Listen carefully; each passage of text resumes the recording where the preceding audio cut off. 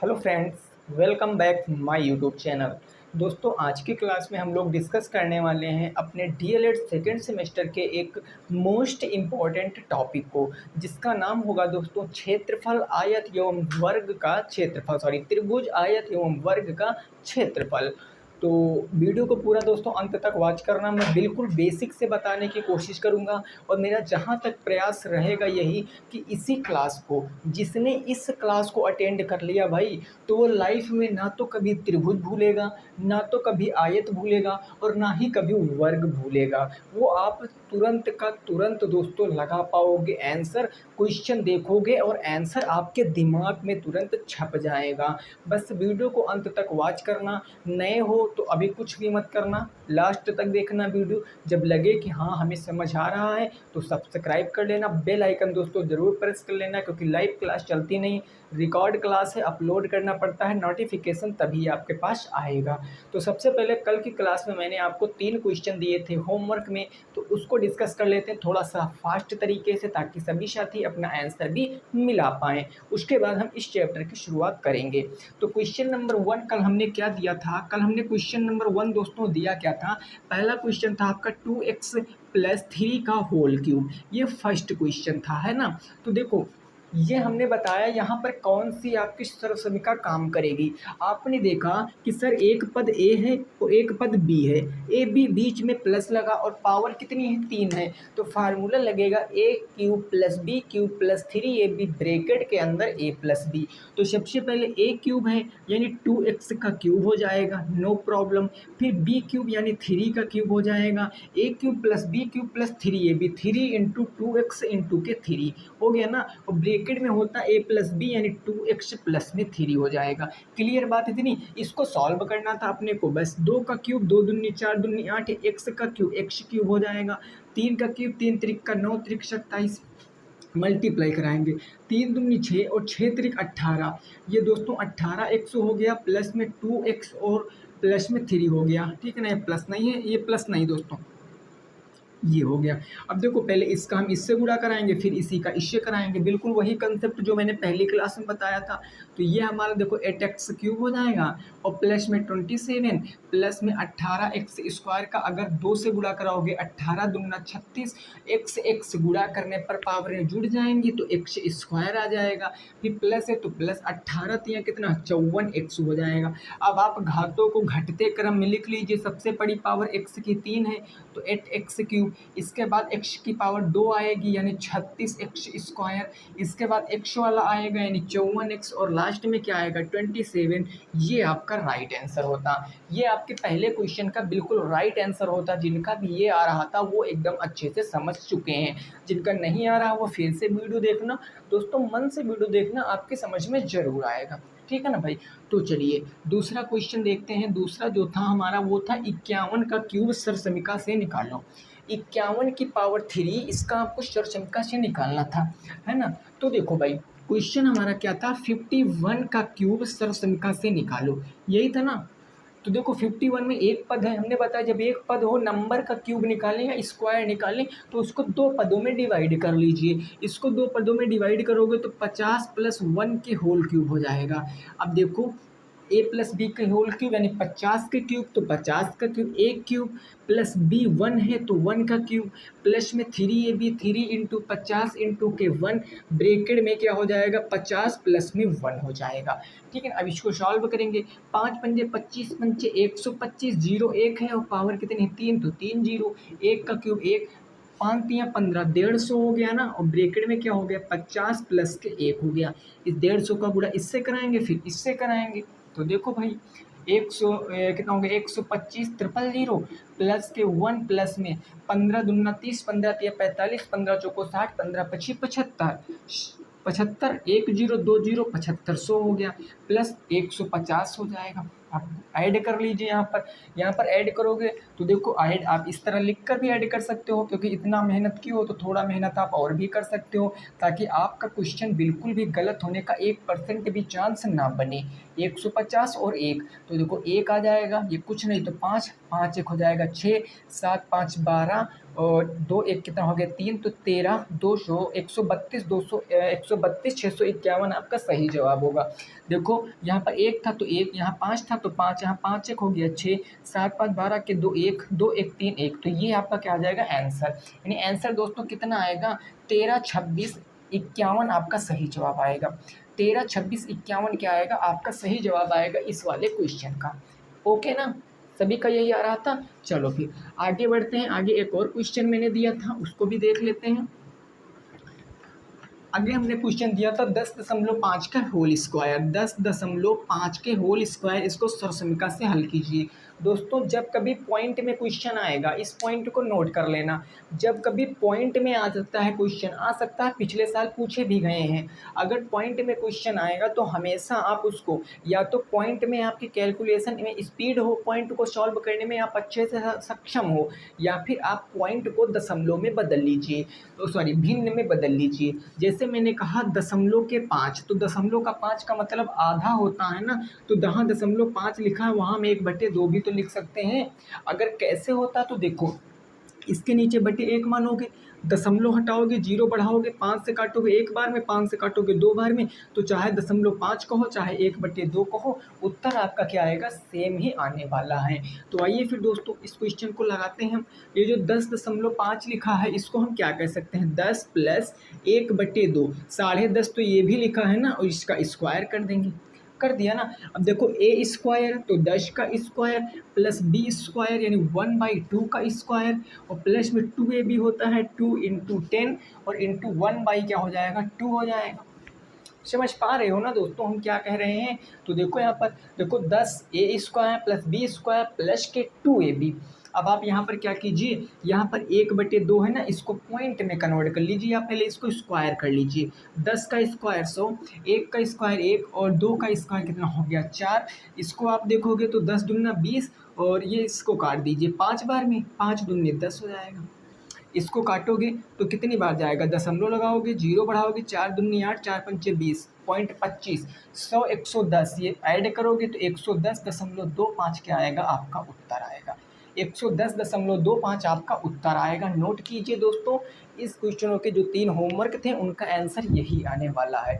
जो मैंने होमवर्क दिया था उनका आंसर यही आने वाला है। फिर अब हम पहुँचेंगे इस नए चैप्टर की तरफ, ठीक है ना।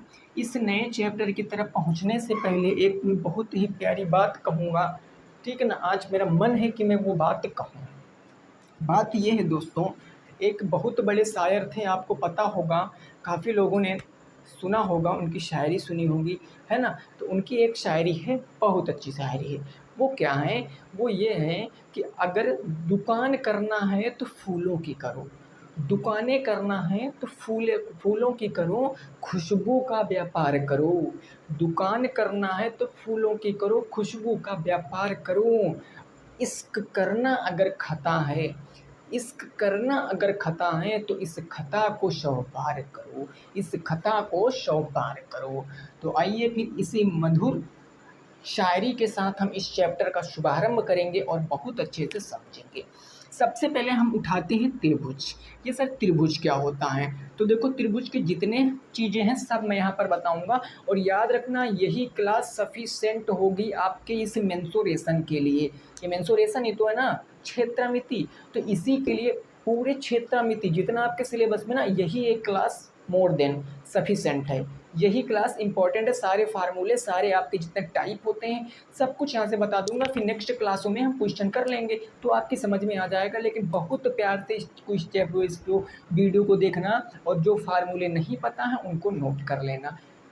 भाई देखो त्रिभुज क्या होता है, त्रिभुज में दोस्तों 3 शीर्ष होते हैं। अब देखो अगर मैं एक त्रिभुज ऐसे बना दूं, आपको पता है त्रिभुज का मतलब 3 भुजाओं से घिरी आकृति को त्रिभुज कहते हैं।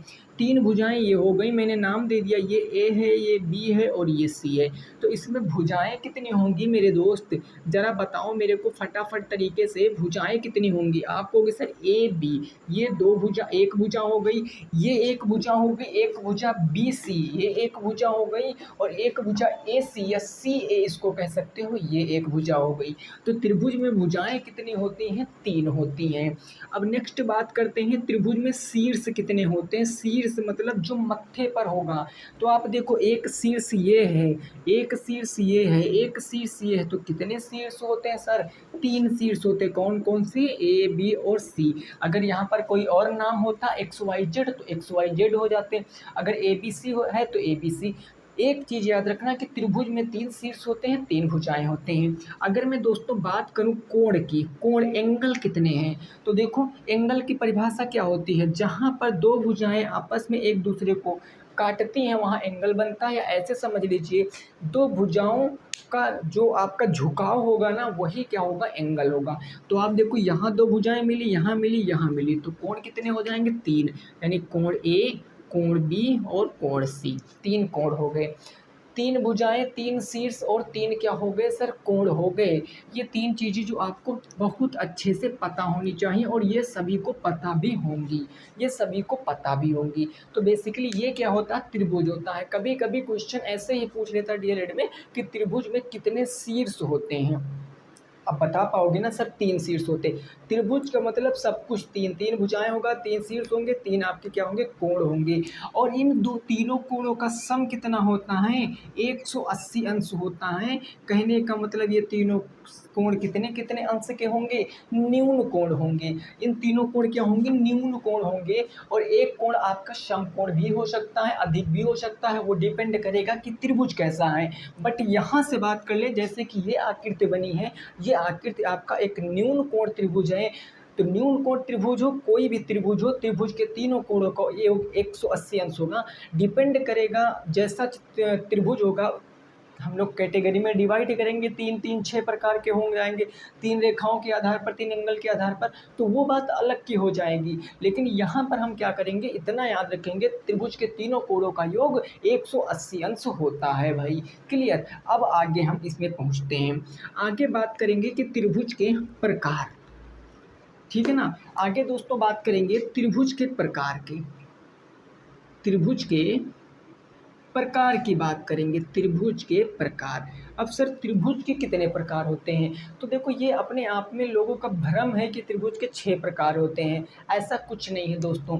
त्रिभुज को बेसिकली हम दो पार्टों में डिवाइड करके पढ़ते हैं, त्रिभुज के हम दो पार्टों में डिवाइड करके पढ़ते हैं। फर्स्ट पार्ट जो इसका होता है वो होता है रेखाओं के आधार पर, रेखाओं के आधार पर। भाई दो ही हिसाब से तो हम डिवाइड करेंगे, एक तो मैंने रेखाओं के आधार पर कर दिया, और दूसरा मैंने कह दिया कि कोणों के आधार पर, दूसरा मैंने कह दिया भाई कोणों के आधार पर, दूसरा कोणों के आधार पर हो गया। अब इनके इनके कुछ प्रकार होंगे, तो इनके इनके कुछ प्रकार हम देख लेंगे। इसमें फर्स्ट दोस्तों जो आता है, इसमें सबसे पहला जो आता है वो कौन सा त्रिभुज होता है, वो समबाहु त्रिभुज होता है भाई। कौन सा त्रिभुज, समबाहु त्रिभुज। समबाहु का मतलब देखिए, नाम में ही पूरी दुनिया छिपी है, नाम में पूरी दुनिया छिपी है। समबाहु, सम मतलब बराबर, बाहु मतलब भुजाएं, त्रिभुज मतलब त्रिभुज की, ऐसा त्रिभुज जिसकी तीनों भुजाएं बराबर होती हैं क्या कहलाता है सर, समबाहु त्रिभुज कहलाएगा, समबाहु त्रिभुज कहलाएगा। जैसे मैं एक आकृति ऐसे बना दूं, ऐसे मैंने एक आकृति बना दिया, नाम रखा ए बी और सी, हमने कहा ये तीन है, ये तीन है, ये तीन है।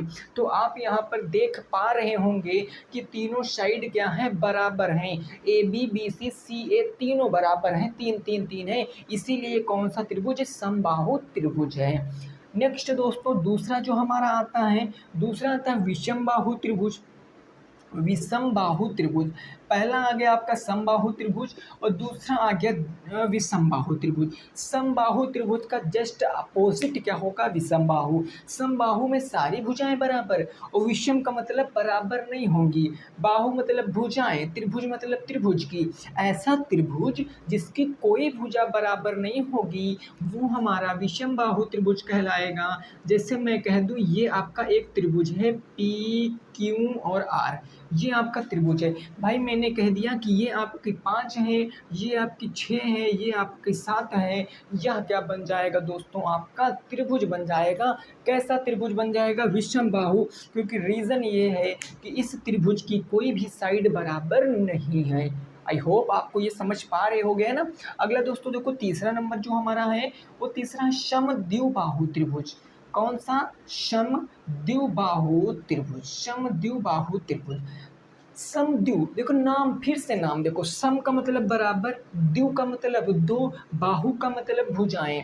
ऐसा त्रिभुज, ऐसा त्रिभुज जिसकी, ऐसा त्रिभुज जिसकी क्या होगा, दो भुजाएं बराबर होंगी, जिसकी दो भुजाएं बराबर होंगी वो क्या कहलाएगा सर, वो आपका समद्विबाहु त्रिभुज कहलाएगा। Suppose that this is your triangle, ये आपका एक त्रिभुज है। मैंने कहा इसका नाम है एक्स, इसका नाम वाई और जेड, ये तीन आपके शीर्ष हो गए। मैंने कहा भाई ये 8 हैं, ये 8 हैं, लेकिन सपोज कर लिया ये हमारा 9 है, ये 8 है, ये 8 है, ये हमारा 9 है। तो आप देख पा रहे होंगे कि एक्स वाई और ये एक्स जेड दो इक्वल साइड हैं, दो बराबर भुजाएं हैं। तो अगर त्रिभुज की दो भुजाएं बराबर हैं तो त्रिभुज कैसा होगा, समद्विबाहु त्रिभुज होगा। ये टाइप हो गया आपका रेखाओं के आधार पर। सीधे क्वेश्चन छपेगा पेपर में कि रेखाओं के आधार पर त्रिभुज को कितने कैटेगरी में डिवाइड किया, तो सर 3 कैटेगरी में, समबाहु, विषमबाहु और समद्विबाहु। अभी मैं इनके फार्मूले भी बताऊंगा, लेकिन चीज़ें थोड़ा थोड़ा जो पढ़ने का तरीका होता है उस तरीके से मैं आपको पढ़ा रहा हूँ।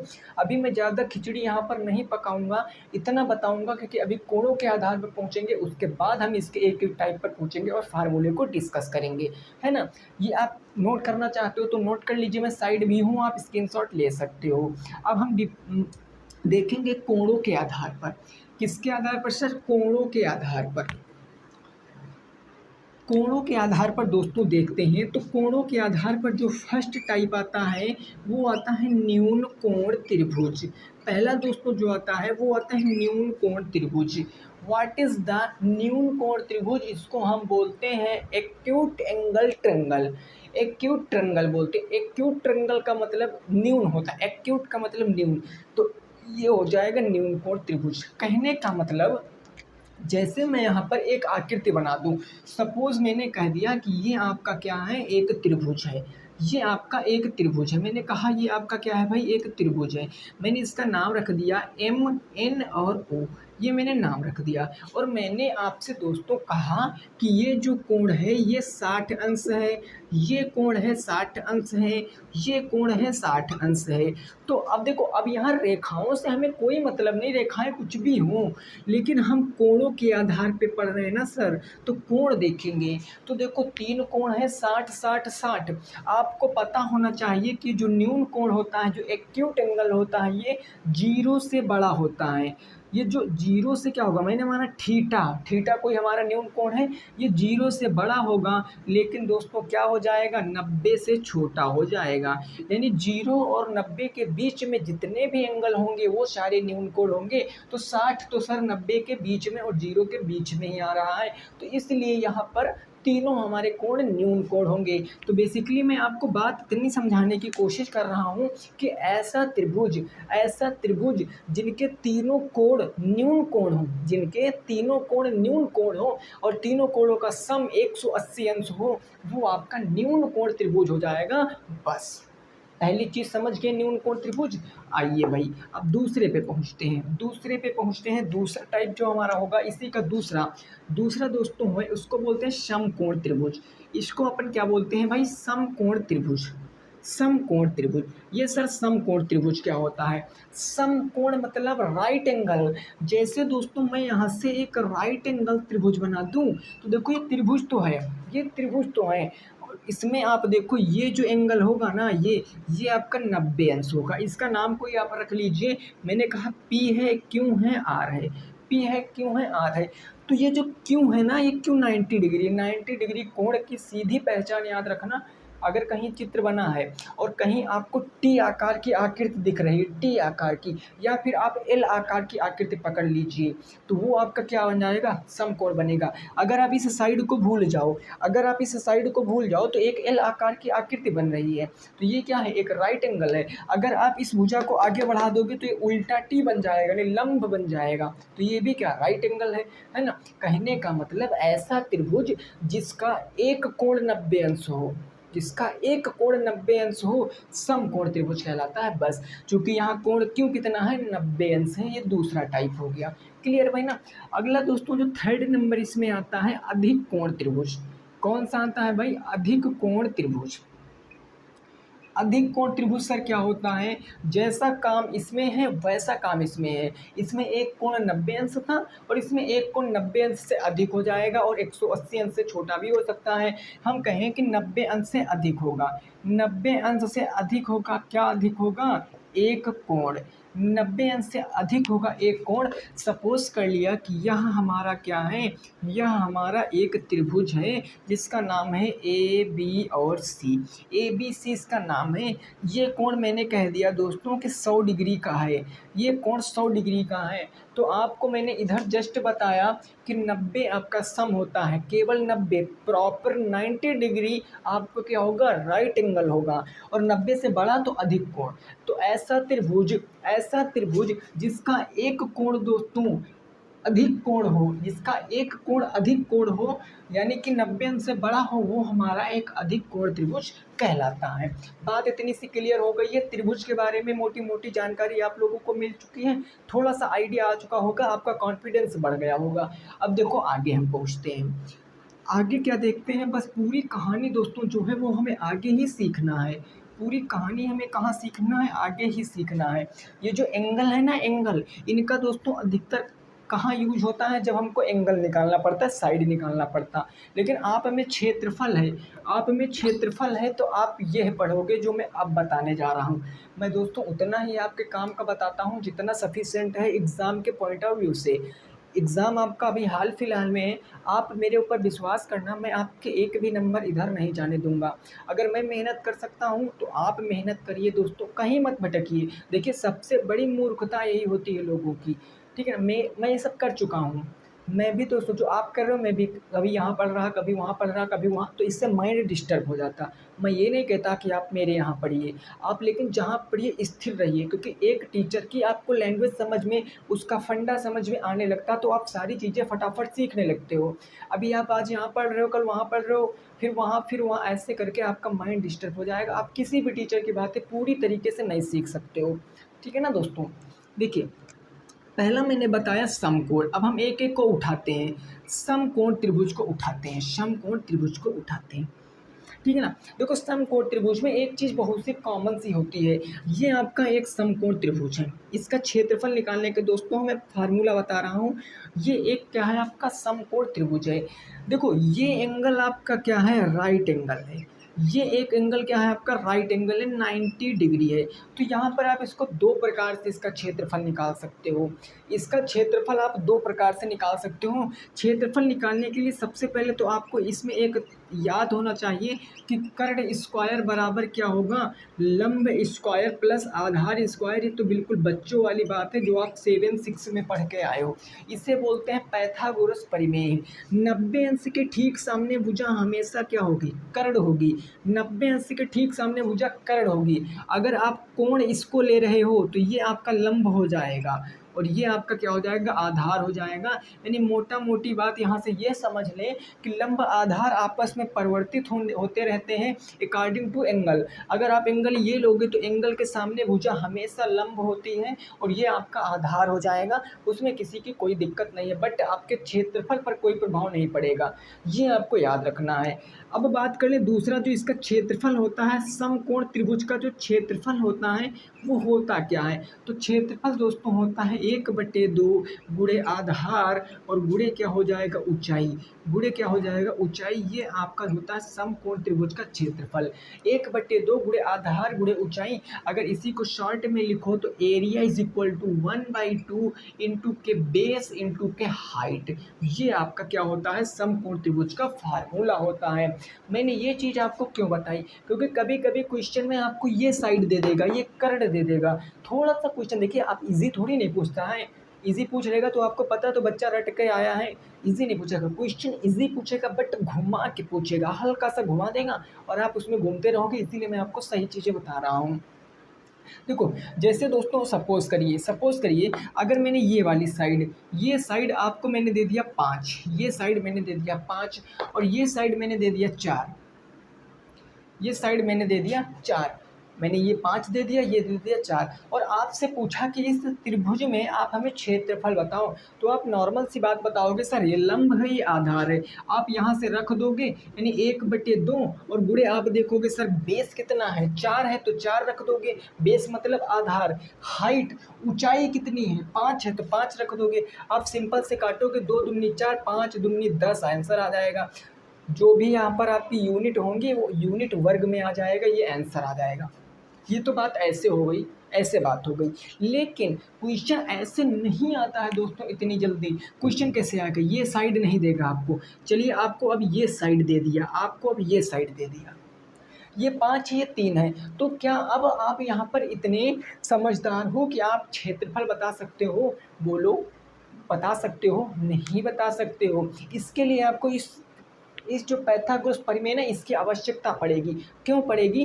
क्योंकि हमें पता सर हमें आधार नहीं पता है भाई। समकोण त्रिभुज में जो क्षेत्रफल होता है उसमें कहीं कर्ण परपेंड जो है हाइपोटेनस, इसको हाइपोटेनस बोलते हैं, हाइपोटेनस का कोई रोल नहीं होता है, क्षेत्रफल के फार्मूले में कोई रोल नहीं होता। लेकिन अगर आपको बेस या लंब में से कुछ नहीं दिया है तो आप यहाँ से निकालोगे, आप यहाँ से निकालोगे कर्ण कितना है 3, 3 का स्क्वायर कितना हो जाएगा 9 और 5 का स्क्वायर कितना लंब 25, तो माइनस में आ जाएगा आधार। लेकिन ये माइनस में नहीं आएगा हमेशा। जब कभी ऐसी बात बनेगी ना तो ये जो कर्ण भुजा होगी ये सबसे बड़ी होगी, इसको 5 दे देगा, इसको 3 दे देगा, तो आपका ये 4 आ जाएगा इसके फार्मूले से, इसके फार्मूले से। अभी जब क्वेश्चन आगे कराऊंगा तो समझाऊंगा, अभी केवल आप मोटा मोटी बात यही समझ लीजिए बस कि ये क्षेत्रफल होता है। क्लियर? समकोण त्रिभुज क्लियर हो गया ना? आगे पहुंचते हैं। चलिए सर अभी आप केवल दोस्तों यही चीज़ समझिए, जब मैं क्वेश्चन कराऊंगा तो आपके सारे कंसेप्ट क्लियर हो जाएंगे। ठीक है ना? मेरा यही तरीका है, मैं पहले बेसिक ही बताता हूँ, भले ही आप वीडियो को मत देखिए, जो देखेगा उसका प्रॉफिट होगा। दूसरा दोस्तों कौन सा आता है? समकोण हो गया। दूसरा कौन सा आता है भाई? समबाहु, समबाहु त्रिभुज। समबाहु मतलब जिसकी सभी भुजाएं बराबर हों। सभी भुजाएं बराबर हैं तो क्षेत्रफल का फार्मूला क्या होता है? जब सभी भुजाएं बराबर हैं तो क्षेत्रफल का फार्मूला होता है √3/4a²। ये आपका क्या होता है? क्षेत्रफल का फार्मूला होता है। जहाँ पर a बराबर क्या होता है? जहाँ पर a बराबर आपकी भुजा होती है, त्रिभुज की भुजा होती है, ए बराबर त्रिभुज की भुजा। एग्जाम्पल से आप समझ सकते हो दोस्तों कि जैसे मैंने कह दिया एक आपके सामने समबाहु त्रिभुज बना है जिसका नाम है पी क्यू और आर। इसकी साइड दिया गया है 2, 2 और 2। इसकी साइड दिया 2, 2, 2। आपसे क्षेत्रफल पूछे है तो आप नॉर्मल से देखोगे कि तीनों साइड बराबर मतलब समबाहु, और समबाहु का क्षेत्रफल क्या होता है? समबाहु का क्षेत्रफल √3 बाई क्या 4, तो 4 हमारा है गुणे भुजा स्क्वायर। तीनों भुजा बराबर तो आपको एक भुजा को उठा लेना है, कोई एक उठा लो, एक भुजा है तो एक का स्क्वायर कर दोगे, यानी ए कितना है 2, तो 2 का स्क्वायर करोगे तो 2 का स्क्वायर कर दोगे तो आपका क्या आ जाएगा √3/4 गुणे ए स्क्वायर कितना है 4, 4 से 4 कैंसिल, तो क्या आएगा √3 आ जाएगा, √3 आ जाएगा। ये होता है कंसेप्ट। ये क्या होगा? समबाहु त्रिभुज का क्षेत्रफल कैसे निकालोगे वो बात हो गई है। क्लियर दोस्तों? ये चीज़ समझ गए हो? किसी को कोई दिक्कत नहीं, कोई परेशानी नहीं हुई? चलिए आगे देखो विषमबाहु। सबसे जो जटिल बात होती है विषमबाहु में होती, लंबा फार्मूला है लेकिन सबसे इजी भी है। फार्मूला याद करना दोस्तों नहीं है, आपको क्वेश्चन में प्रयोग करना है। जैसे जैसे क्वेश्चन में कराऊंगा आप खुद से लगाते जाओगे। मैथ रटने वाली सब्जेक्ट नहीं होती, समझने वाली होती है। विषम बाहु त्रिभुज, विषम बाहु त्रिभुज, ठीक है ना। विषम बाहु त्रिभुज का जो क्षेत्रफल का दोस्तों फार्मूला होता है वो थोड़ा सा तगड़ा लिखा हुआ होता है, लेकिन सबसे इजी आपको लगेगा। ये होता है एस माइनस के ए, एस माइनस के बी और एस माइनस के सी। ये आपका समबाहु त्रिभुज का फार्मूला होता है। ये जो दोस्तों एस बराबर होता है इसको बोलते हैं सेमी पैरामीटर। इसको क्या बोलते हैं? Semi parameter. सेमी पैरामीटर का मतलब अर्ध परिमाप। हिंदी में इसके क्या बोलते हैं? अर्ध परिमाप। अब कहोगे सर अगर परिमाप हमें पता होगा तब ना हम अर्ध परिमाप बता पाएंगे। एक सेकंड भाई रुकना जरा।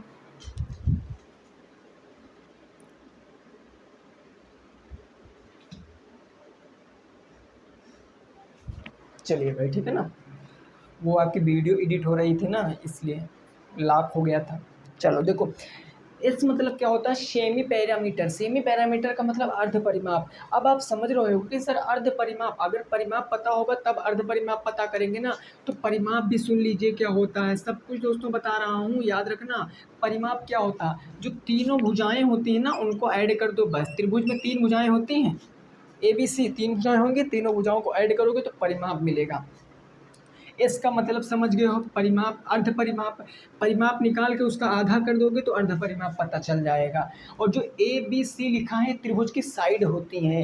ABC साइड मतलब भुजाएं, त्रिभुज की भुजाएं होती हैं। तो ये आपको नोट कर लीजिए, केवल इतने चीज़ें नोट कर लीजिए, फिर क्वेश्चन कराऊंगा तो सारा कुछ याद हो जाएगा। सारा कुछ बिना कुछ रटे आपको ये सारी चीज़ें समझ आ जाएंगी।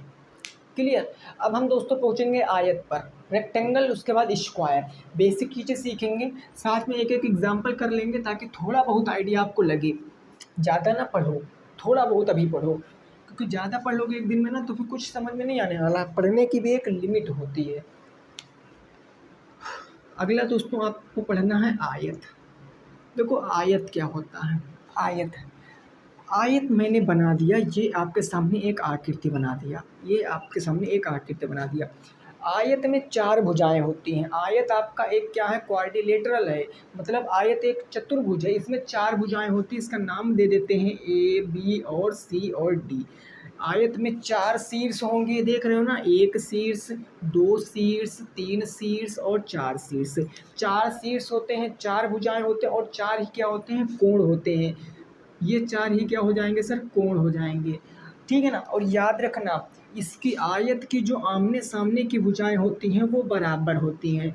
आमने सामने की भुजाएं बराबर होती हैं, यानी मैं कह सकता हूँ सर कि AB किसके बराबर होगा? CD के बराबर होगा। और दूसरा कंसेप्ट कह सकता हूँ कि AD किसके बराबर होगा? BC के बराबर होगा। अगर आयत है तो ये चीज़ लगेगी। और आयत का दोस्तों प्रत्येक कोण 90 अंश होता है। आयत का प्रत्येक कोण कितना होता है? 90 अंश होता है। और चतुर्भुज के चारों कोणों का योग, अगर इनका चारों कोण को ऐड करोगे, कोण A प्लस कोण B प्लस कोण C प्लस कोण D, तो 360 अंश आएगा। 90 90 180, 90 270, 90 360।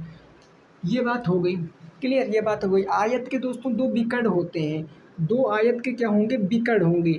ये 2 आपके विकर्ण होंगे, एक तो इधर होगा एक तो इधर होगा। ये 2 आपके क्या हो जाएंगे दोस्तों? विकर्ण हो जाएंगे।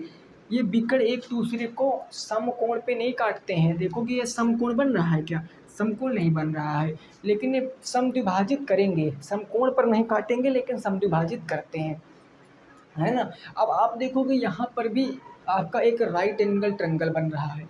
देखो अगर आप यहाँ से इसको देखो, मैं इस चीज़ को, जो चीज़ को मैं गाढ़ा कर रहा हूँ, आप इसके स्ट्रेट लाइन को देखना। तो ये आपका क्या एक क्या बन रहा है? ये आपका एक समकोण त्रिभुज बन रहा है। तो कहने का मतलब जब भी कभी विकर्ण निकालना होगा ना तो हम समकोण त्रिभुज का फार्मूला लगाएंगे। समकोण त्रिभुज पाइथागोरस प्रमेय से हम विकर्ण निकाल सकते हैं। और एक आपका ये आपका ये बन जाएगा। ऐसे हम बना लेंगे, ठीक है ना, ऐसे। तो सबसे पहले आयत की बात करते हैं। तो आयत का बेसिकली जो क्षेत्रफल होता है वो होता है लंबाई गुणे चौड़ाई। आयत का क्षेत्रफल क्या होता है? लंबाई गुणे चौड़ाई। आयत का जो परिमाप होता है दोस्तों, क्या होता है आयत का परिमाप? 2 लंबाई धन चौड़ाई। दो लंबाई धन चौड़ाई आयत का परिमाप होता है।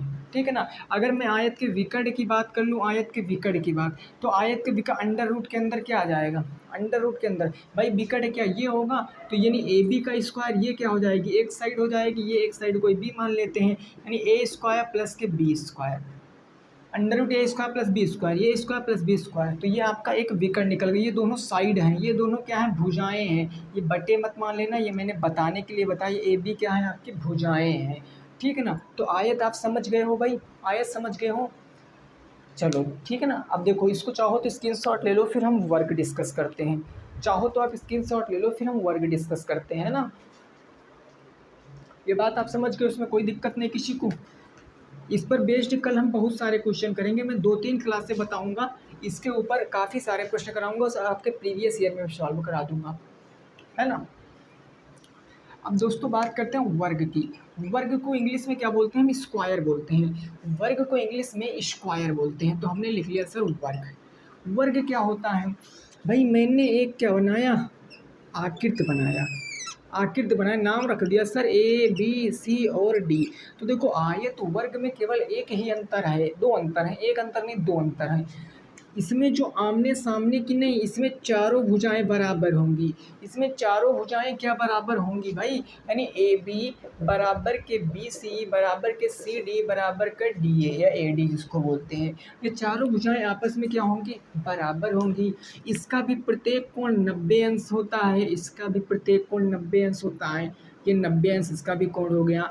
ये इसको भी क्या होंगे, ये दो क्या बनेंगे आपके, ये आपके बनेंगे दोस्तों दो विकर्ण।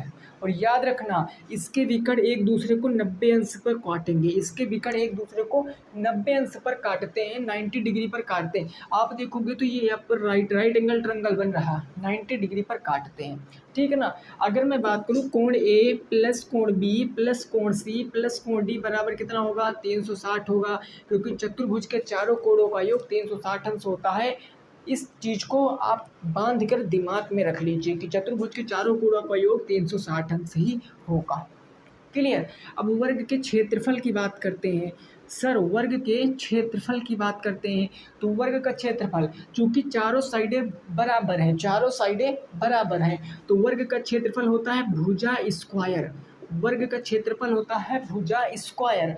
और इसके परिमाप की बात कर लें, परिमाप का मतलब बाहरी माप, इसकी बाहरी माप, तो भाई भुजाएं कितनी हैं, 4, तो ये हो जाएगा 1 गुणे के 4, यानी ए बराबर भुजा, भुजा गुणे 4 आपका क्या आएगा, ये आपका परिमाप आ जाएगा। हिंदी में लिखना चाहते हो तो लिख लीजिए भुजा गुणे 4। अगर आप दोस्तों चित्र बना के लिखोगे, जहाँ कहीं भी आप लिख रहे होगे, अगर लिख रहे हो तो चित्र बना के लिखोगे तो आपको ये सब पढ़ने की जरूरत नहीं पड़ेगी। चित्र देखोगे आपके दिमाग में सारा कुछ सेट हो जाएगा। ठीक है ना भाई। अब आप इतना चीज़ समझ चुके हो, अब इस पर बेस्ड हम 1-2 प्रश्न करते हैं ताकि थोड़ा बहुत आइडिया आपको लग जाए। क्लियर बात हो गई ना। चलो देखो कैसे कैसे प्रश्न बनेंगे, थोड़ा बहुत देखिए। आज मैं बुक के नहीं सॉल्व करा रहा हूँ दोस्तों, आज आपके बुक के मैं एक भी प्रश्न नहीं सॉल्व करा रहा हूँ, बस थोड़ा सा मैं सिखा रहा हूँ आपको। पहला क्वेश्चन जैसे बन गया, पहला क्वेश्चन बन गया कि एक त्रिभुज में एक भुजा 8 सेंटीमीटर, दूसरी भुजा 4 सेंटीमीटर और तीसरी भुजा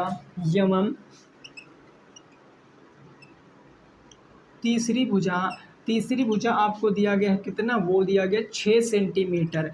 तो आपसे पूछे हैं कि त्रिभुज का क्षेत्रफल बताओ, त्रिभुज का क्षेत्रफल बताओ, ये आपको देखना है। त्रिभुज का क्षेत्रफल बताओ। तो आप दोस्तों देखोगे कि सर यहाँ पर हमें केवल इतना याद रखना है कि ये देखो पहली भुजा दोस्तों 8 है, दूसरी भुजा 4 है, तीसरी भुजा कितनी है, तीसरी भुजा 6 है। अगर आप त्रिभुज बनाओगे तो एक मैंने त्रिभुज बना लिया, ए बी और सी, हमने कोई साइड मान लिया, ये 8 है, ये 4 है और ये कितना है, 6 है। तो आप देखो क्या त्रिभुज में एक को साइडें बराबर हैं, नहीं बराबर। और जब बराबर नहीं है सर तो ये कैसा त्रिभुज हो जाएगा, बोलो भाई, विषमबाहु त्रिभुज होगा कि नहीं होगा, विषमबाहु त्रिभुज। और जब विषमबाहु त्रिभुज होगा तो हमें पता है कि हम क्षेत्रफल बराबर क्या लगाएंगे, हम यहाँ पर लिख भी सकते हैं कि चूँकि यह हमारा क्या है, यह हमारा विषमबाहु त्रिभुज है, ऐसे आप लिख सकते हो, समबाहु त्रिभुज है।